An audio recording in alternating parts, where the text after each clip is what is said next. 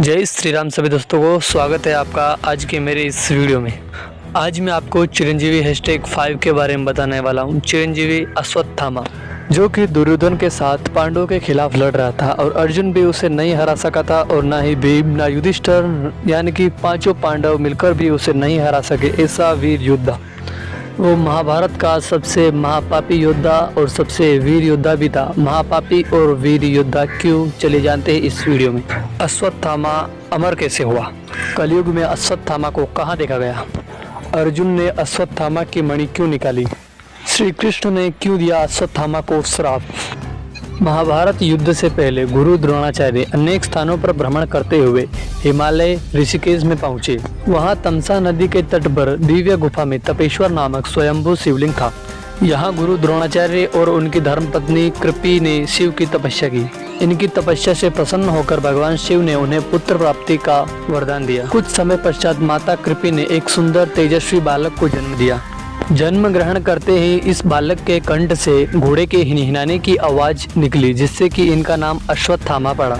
जन्म से ही अश्वत्थामा के मस्तक में एक दिव्य मणि विद्यमान थी, जो कि उसे दैत्य, दानव, शस्त्र, व्याधि, देवता, नाग आदि से निर्भय रखती थी। वह मणि अश्वत्थामा को बुढ़ापे, भूख, प्यास से भी बचाती थी। भगवान शिव से प्राप्त उस दिव्य मणि ने अश्वत्थामा को लगभग अजय और अमर बना दिया था। महाभारत युद्ध के समय गुरु द्रोणाचार्य ने हस्तिनापुर के प्रति निष्ठा होने के कारण कौरवों का साथ देना उचित समझा। अश्वत्थामा भी अपने पिता गुरु द्रोणाचार्य की तरह शस्त्र और शास्त्र विद्या में निपुण थे। महाभारत युद्ध में उन्होंने एक सक्रिय रूप से भाग लिया और कौरवों की तरफ से एक सेनापति थी। उन्होंने घटोत्कच के पुत्र अंजन पर्वा का वध किया। उसके अलावा द्रुपद कुमार शत्रुंजय, बलानीक, जयानीक, जयाश्व तथा राजा श्रुताहु का भी वध किया। अश्वत्थामा ने कुंती भुज के 10 पुत्रों का भी वध किया। पिता पुत्र की जोड़ी ने महाभारत में पांडवों की सेना का तितर-बितर कर दिया। पांडवों की सेना की पराजय देख श्री कृष्ण ने युधिष्ठिर को कूटनीति अपनाने की सलाह दी। इस योजना के अंतर्गत यह सूचना फैला दी गई कि अश्वत्थामा का वध हो गया।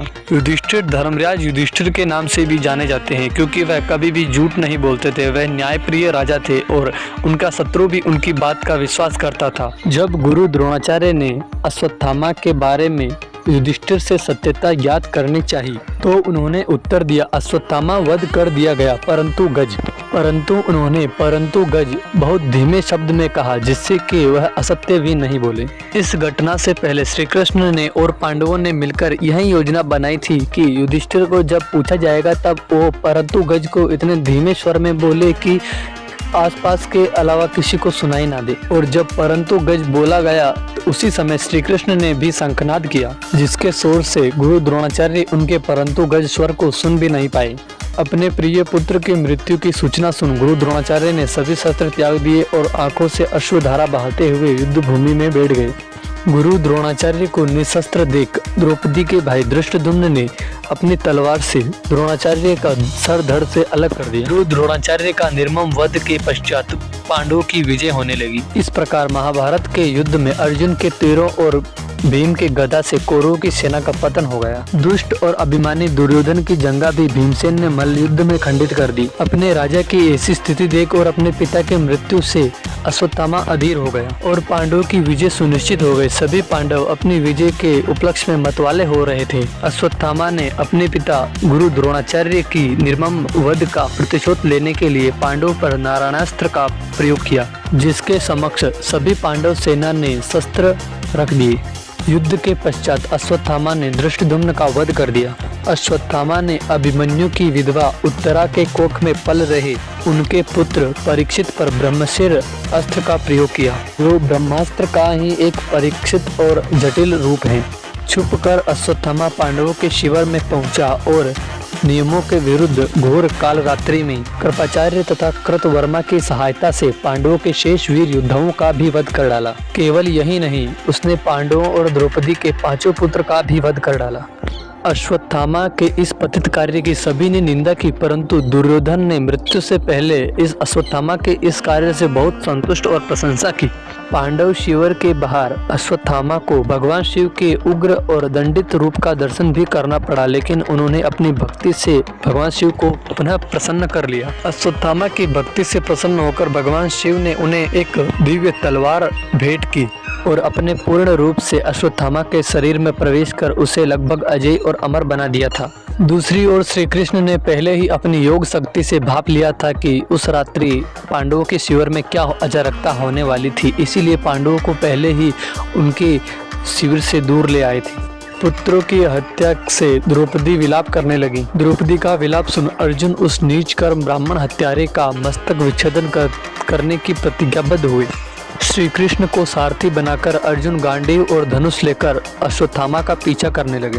अश्वत्थामा को कहीं भी सुरक्षा नहीं मिली तो अश्वत्थामा ने अर्जुन को लक्षित कर ब्रह्मशिर अस्त्र का प्रयोग किया। अश्वत्थामा ब्रह्मशिर को प्रयोग करना तो जानता था, लेकिन उसे पुनः वापस बुलाना उसे नहीं आता था। ब्रह्मशिर अस्त्र को अपनी ओर आते देख अर्जुन ने श्री कृष्ण की ओर देखा और श्री कृष्ण ने कहा कि अर्जुन, तुम्हें भी अपने ब्रह्मशिर अस्त्र का प्रयोग करना होगा, क्योंकि इसका कोई तोड़ नहीं है। श्री कृष्ण की बात सुन अर्जुन ने भी ब्रह्मशिर अस्त्र का प्रयोग किया और दोनों प्रलयंकारी विनाशकारी दोनों ब्रह्मशिर अस्त्र आपस में टकराए तो प्रलयंकारी अग्नि से तीनों लोकों में हाहाकार मच गई। इस महाविनाश को देखकर वेदव्यास और नारद वहां पर प्रकट हुए और उन्होंने दोनों को अपने अस्त्र वापस लेने के लिए कहा और अर्जुन ने अपने अस्त्र को वापस बुलाकर शांत कर लिया, परंतु अश्वत्थामा इसमें असमर्थ था। इसीलिए गुस्से में अश्वत्थामा ने अपने उस अस्त्र का लक्ष्य उत्तरा के गर्भ की ओर कर दिया। यह कृत्य देखकर पांडवों को अत्यधिक क्रोध आया और क्रोधित पांडवों ने अश्वत्थामा को झपट कर बंदी बना लिया। श्री कृष्ण ने अर्जुन को समझाते हुए उसका वध करने के लिए कहा, लेकिन अर्जुन ने द्रौपदी के सम्मुख अश्वत्थामा को लेकर गए। अपने गुरुपुत्र अश्वत्थामा को पशु की भांति बंधे हुए देखकर द्रौपदी का हृदय पिघल गया और उसे उस बंधन से मुक्त कर दिया। द्रौपदी ने अर्जुन से कहा कि हे अर्जुन, ये एक ब्राह्मण और ये एक गुरुपुत्र है और अगर इसकी मृत्यु से मेरे पुत्र वापस आ जाए तो इसका वध करने का आदेश मैं दे देती, लेकिन अगर इसकी मृत्यु हुई तो मेरी तरह इसकी माता कृपी भी विलाप करेगी, अतः इसे मुक्त कर दीजिए। द्रौपदी के इस न्याय की सभी ने प्रशंसा की, लेकिन भीमसेन का गुस्सा अभी तक शांत नहीं हुआ था। श्री कृष्ण ने अर्जुन से कहा कि हे अर्जुन, पतित ब्राह्मण का वध करना पाप है और आदताई का वध न करना भी पाप है, अतः तुम वही करो जो उचित हो। श्री कृष्ण की बात को सुनकर अर्जुन ने अश्वत्थामा के केश विच्छेदित कर दिए और उनके मस्तक से जो वो दिव्य मणि थी वो निकाल ली। केश मुंडन और मस्तक से मणि निकालने के कारण अश्वत्थामा श्रीहीन हो गया और उसे श्री कृष्ण ने अपमानित अवस्था में ही शिविर से बाहर निकाल दिया। श्री कृष्ण ने अश्वत्थामा के पतित कर्मों के कारण ही अश्वत्थामा को 3000 वर्षों तक यह श्राप दिया कि जिस प्रकार तूने पतित कर्म कर द्रौपदी को सदा के लिए शोक संतप्त किया है, उसी प्रकार तू भी अपने इस मणि विच्छेदन के घाव को लिए हुए जीवित रहेगा। तू मृत्यु मांगेगा लेकिन तुझे मृत्यु नहीं आएगी। तू शारीरिक और मानसिक घावों को लिए हुए उस पीड़ा का अनुभव कर सकेगा जो तूने दूसरों को दिए हैं और कभी शांति को प्राप्त नहीं होगा। इसके पश्चात ही अश्वत्थामा को कोढ़ रोग हो गया। पवित्र स्कंद पुराण के अनुसार बाद में ऋषि वेदव्यास की सलाह से अश्वत्थामा ने भगवान शिव की कठोर तपस्या की और अंततः उनकी तपस्या से प्रसन्न होकर भगवान शिव ने अश्वत्थामा को भगवान श्री कृष्ण के श्राप से मुक्त कर दिया और कहा जाता है कि यही वह क्षण था जब भगवान शिव के आशीर्वाद से अश्वत्थामा हमेशा के लिए अमर हो गया। अब बात करते हैं कि वर्तमान में अश्वत्थामा को कहाँ देखा गया था।